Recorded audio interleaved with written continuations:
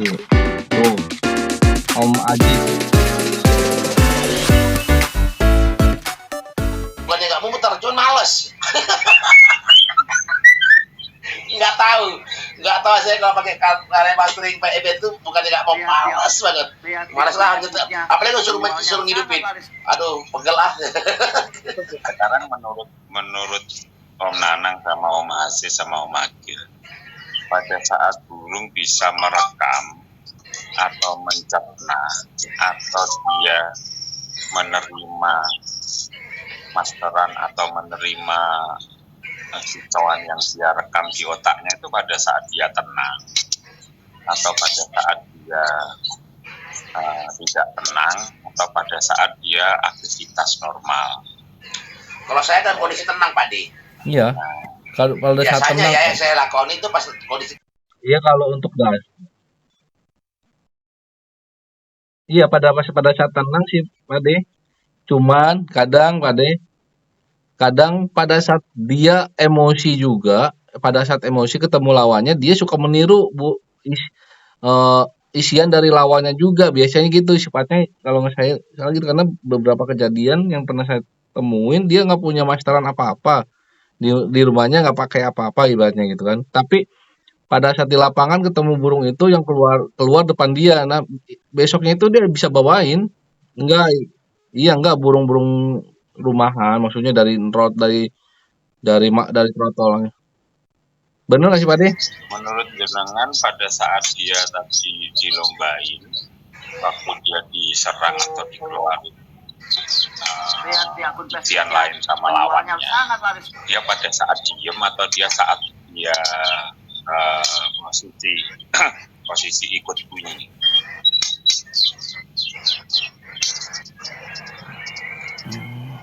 Kalau gue sih Pada saat jeda ya? Paling pada saat jeda Pak De ya?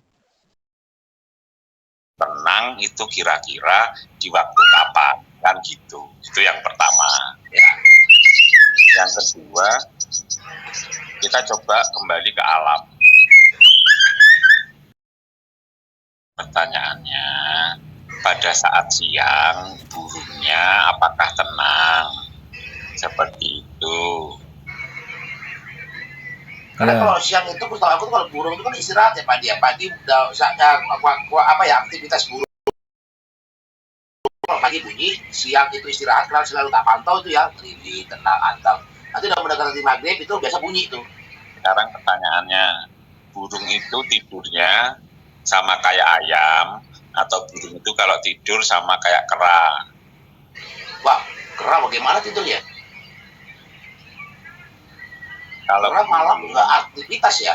Kalau jenis unggas itu bisa dikatakan tidurnya tidur ayam. Orang tidur ayam itu tidak sepulas tidurnya manusia. Unggas itu kalau tidur itu kena cahaya dikit aja bangun. Kena suara angin aja bangun, kan gitu.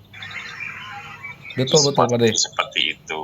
Nah, makanya kenapa saya pribadi masteran itu, dengan masteran itu saya lebih suka yang bunyi malam. Yang bunyi malam ya? Karena masteran hidup yang bunyi malam itu pasti lebih mahal daripada yang bunyi siang. Oh. Iya. Cicak jenggot ya Pak De ya?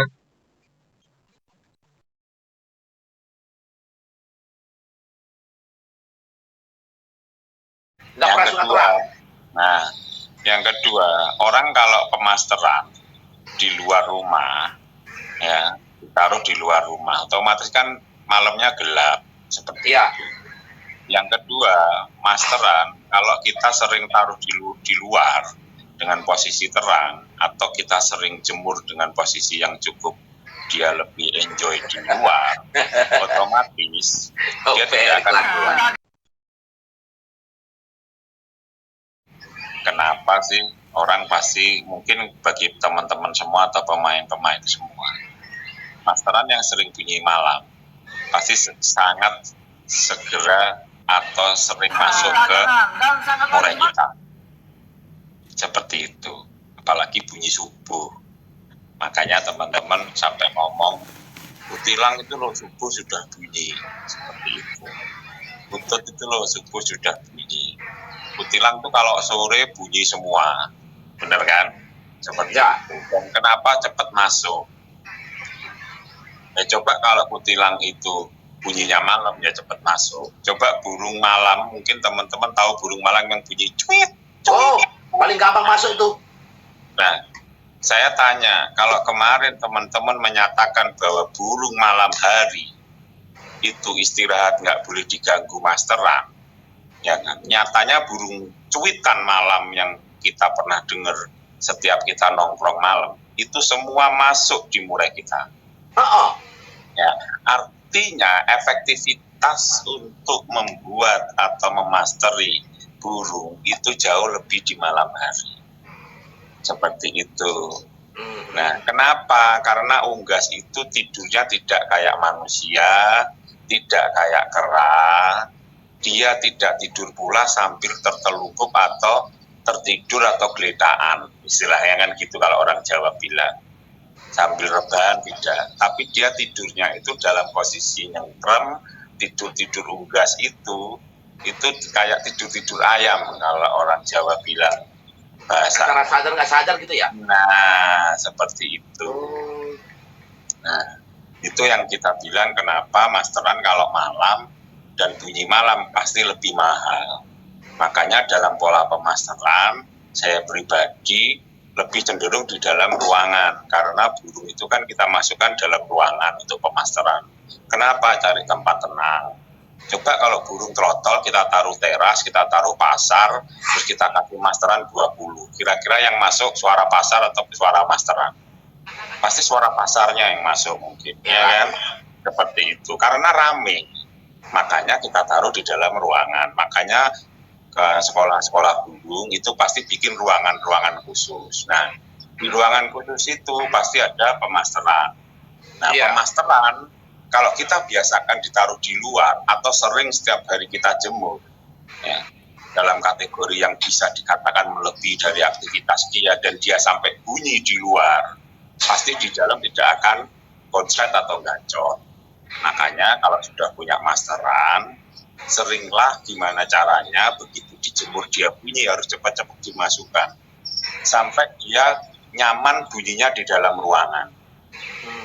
Bahkan saya pribadi kalau beli burung dia bagus untuk masteran, pada saat di dalam ruangan nggak mau bunyi sudah saya anggap dia tidak bagus atau harus saya jual.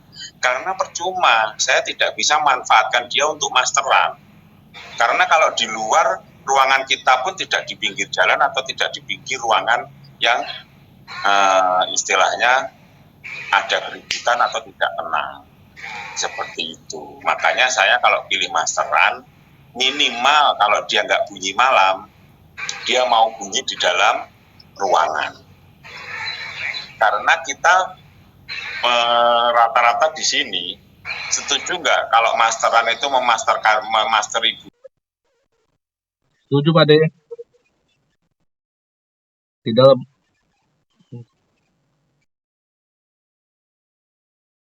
dalam ruangan Pak De. Di luar ruangan takutnya dicuri orang. Nah, ya. Nggak tenang lagi kalau di luar, bolak-balik celinguk. Berarti kan kita memasteri burung di dalam ruangan.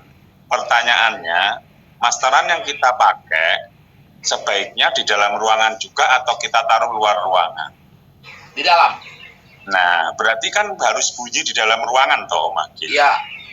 Nah, kalau kita mau bunyikan burung itu di dalam ruangan, ya dia aktivitas dan nyamannya harus di dalam ruangan, tidak boleh di luar ruangan. Seperti itu.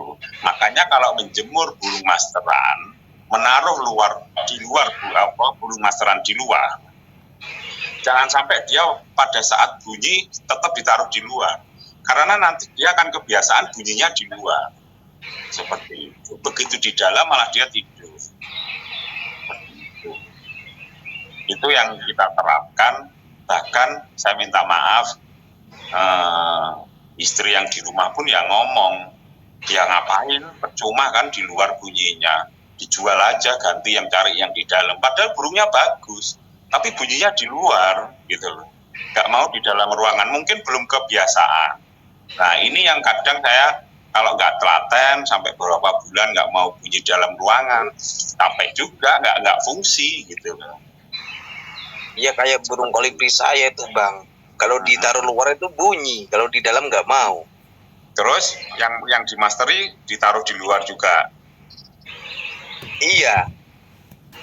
Kalau aku tuh sih sebenarnya bunyi Pak de malam. Cuman aku tuh orangnya kan kalau udah mantu malas aja hidupin lampu. Malah aku kalau rumah itu sebenarnya gelap gitu. Ini aja pakai lampu gelap.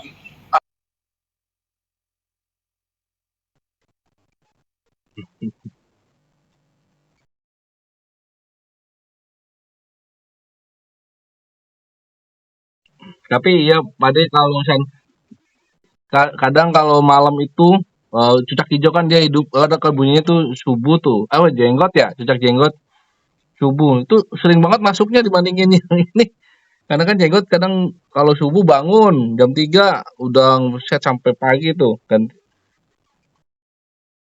dan itu kadang jadi dasar burung saya tuh karena cuma saya andalannya cak hijau doang jak jenggot doang. Waalaikumsalam Om Lindu. Ya, Om Melvin kurang ajar irit listrik kayaknya Om Agil. Iya tokan.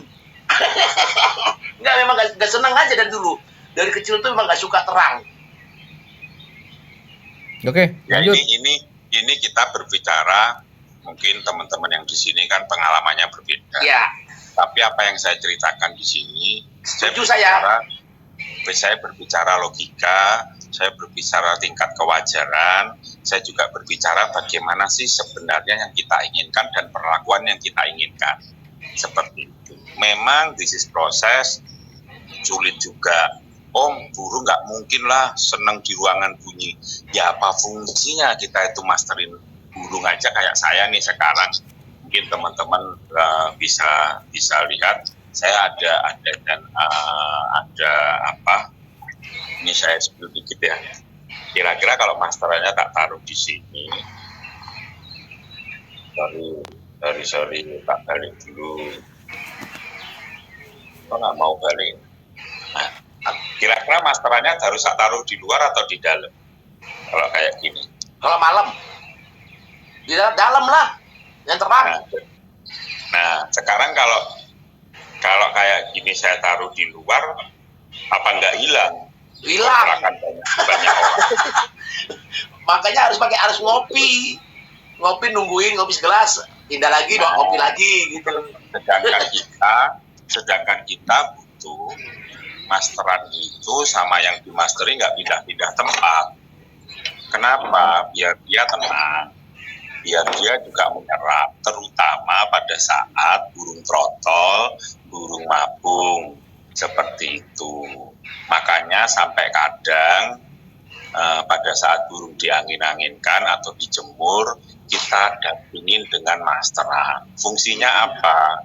Biar tidak keracunan suara-suara yang tidak kita inginkan. Nah, terus kalau pada saat dijemur atau di luar kita kasih masteran, ya memang kita harus punya dual masteran. Saya punya pasti masteran-masteran yang memang tidak berfungsi di luar, hanya berfungsi mendampingi dia saat di luar. Contoh, robot ini kan murah. Robot kan pasti kita bisa punya 5-10 robot. Ya kan, nah itu murah. Yang dua yang banyak, yang bagus-bagus spesialis di luar, di dalam, yang biasa-biasa spesialis di luar. Kenari kita juga murah. Terima kasih Om Mahmud. Kenari kita juga murah misalnya. Terima kasih. Nah, hal kayak gitu yang mungkin teman-teman bisa lakukan atau bisa dipilih seperti itu. Contoh kayak saya ada 4 kenari. Kenari yang spesialis di dalam itu ada 3. Spesialis di luar ada 1. Tapi kenari karena yang spesialis di luar itu bagus, saya masukkan cuman hanya untuk dimasukkan biar aman. Tapi pada saat jemur pasti yang saya keluarkan itu. Karena dia pendamping. Rambatan paruh merah juga itu. Pada saat punya 3 rambatan, saya punya 3 rambatan. Di 2 itu spesialis di dalam, 1 ini memang spesialis di luar, seperti itu. Jadi pada saat dijemur atau diangin-anginkan, dia akan keluar nemani, seperti itu. Berarti kita harus lebih dari 1 dong, Pak Dimamung ya. Kayak kenari yang harus berarti ada 2 ya. Ya itu kalau kita cukup atau mampu. Kalau kita nggak cukup atau mampu, ya teman-teman, ini kan saya berbicara idealnya. Tapi kalau nggak ideal kan kita dengan keterbatasan minimal mana yang bisa kita lakukan secara efektif. Seperti itu. Itu yang mungkin teman-teman berbicaranya. Dan kemarin didebatin selalu ada pertanyaan, pemasteran yang bagus itu jam berapa sampai jam berapa, jam berapa sampai jam berapa.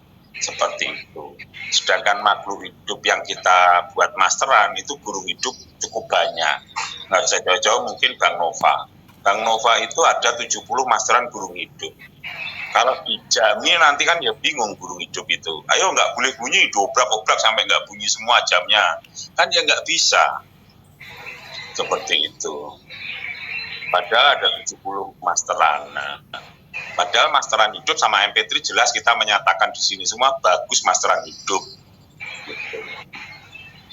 Nah, pelengkapnya adalah MP3 itu pada saat masteran hidup kita tidak gacor, tidak bunyi ya. Seperti itu. Makanya kata Bang Manopa, iyalah situ kebanyakan masteran, situ 70 nggak bagi-bagi. Itu banyak 70 nggak pernah bagi-bagi. Makanya bagi-bagilah sini. Perenjaknya yang gacor. Ada perenjaknya gacor banget. Nah, ya itu teman-teman kan bisa berpendapat di sini. Monggo, saya cuma berdasarkan basic sama pengalaman dan kita coba berpikir untuk dinormalkan dalam logika yang tingkat wajar, seperti itu maksud saya. Ya, itu teman-teman, terima kasih. Oke. Om Amung, terima kasih Om Amung sudah mencerahkan nih, benar-benar buat tadi secara logika sih menurut saya itu masuk akal ya. Masuk akal dan iya, itu ya mungkin itu yang paling efektif yang saya dengar sih untuk pemasteran menurut saya ya.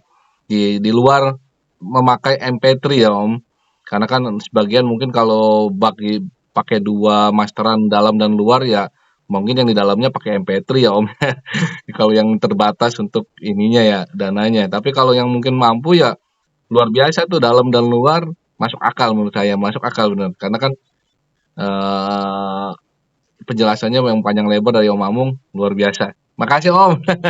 Itu pertanyaan saya nih hari ini.